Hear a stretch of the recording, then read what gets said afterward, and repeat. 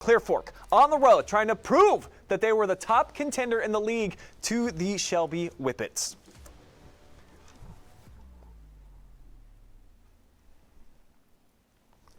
We've known Shelby was going to be the #1 team in the league coming into this year. Clear Fork felt like they could be that #2 team, but right out of the gates, the Whippets go right down the field. Braden DeVito hits his favorite target. That's Brady Bowman. You're going to hear his name more coming up.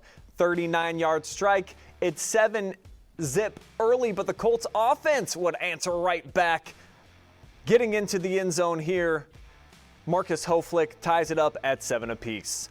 The Shelby offense, though, did not let it affect them. They threw an interception on the previous drive. They get into the end zone here. This is Gavin Baker, a 27-yard score.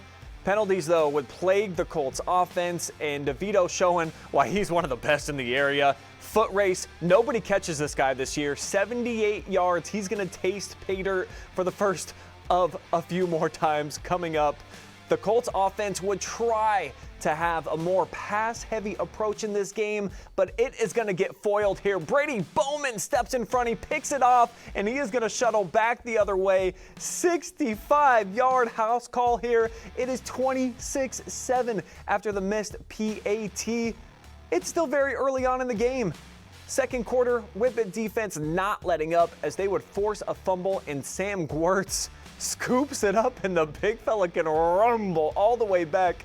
60 yards for another Shelby defensive touchdown, and all of a sudden it's a blowout. 32-7 after they would miss the 2-point conversion, and the Colts would continue to struggle offensively. DeVito, quite the opposite the other way. No signs of letting up. Getting loose, and again, nobody can catch this kid here in 2025. That's more than half of the football field. Getting into the end zone, and he would go back to the sky one more time. Check this out. A 65-yard connection, but I'm not so sure about this one. What do you guys think? He has it for maybe a couple of strides. The referees determine that it's a catch and a scoop, and he takes it in for the touchdown. 45-7, I don't know that it matters anyways if it's a drop, but Bowman would have another one. Have a day, Brady Bowman in double coverage, splits the gap, and he's pretty much just walking into the end zone. An 80-yard strike.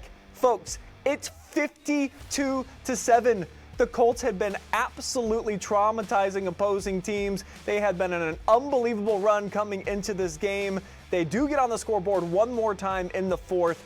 Marcus Hoflick here taking it to the left side for a 25-yard touchdown run, but not even close to enough. 52-14.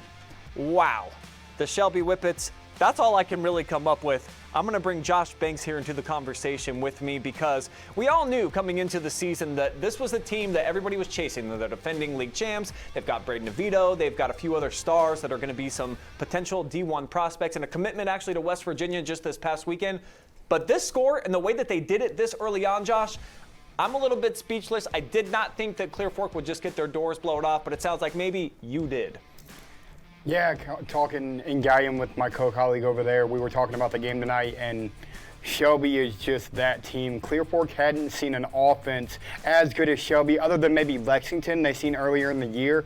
Their second biggest point let up, giving up 31 to the Minutemen. Other than that, this Colts defense has been one of the best in the MOAC. That just shows you how good Shelby is this year.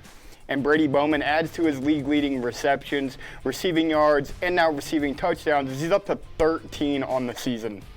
Yeah, just an unbelievable performance. You look at Clear Fork over the last 3 weeks, they'd only given up 17 points, and I think that was what I was really leaning on when people were asking me my opinion of the game. I said, I think that Clear Fork can hold them to about 40 or less and probably give themselves a chance by the end of the game where it's not just this crazy offensive firepower type of contest, but that's what it became out of the gates, and Clear Fork did not have an opportunity to keep up because it was like you blink and then all of a sudden they're in there and they've got 30 plus on the board early on in the second quarter, Josh.